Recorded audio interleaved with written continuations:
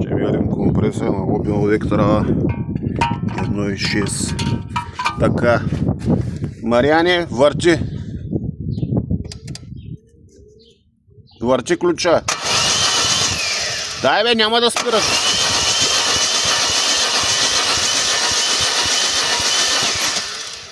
Тъй. Слаби стойности. Абе няма да те кожа, сега ще дадеш газ. Ами... Чакай, не съм ти казал, где ще изхъбим акумулатора, бе. Чакай да изпусна, то не става тъй. Така. Сега само слагам манометъра и натисни газта и върти. Спри. Това е. Тъй. Няма да пали. Тя само изпуска. Мерим компресията.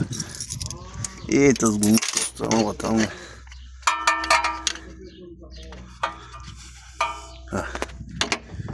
Няма да запали. Сега пак изпускаме.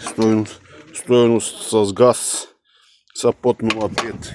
Както предполагахме. Тъй. Сега. Давай, върти. Добре. Този компресор втория е добре. 11 атмосфери.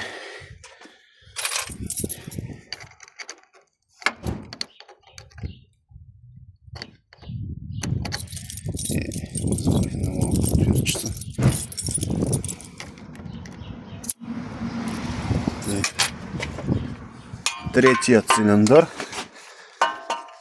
Върти. Не. Върти. Добре. 12 почти.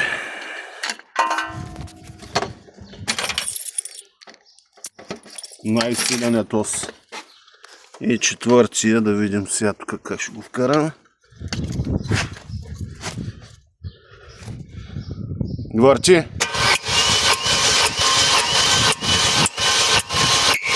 Сега, край. Най-силен е, да.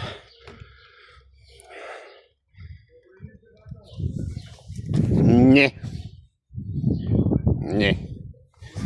Сега ми не е. Сега първи цилиндър го няма.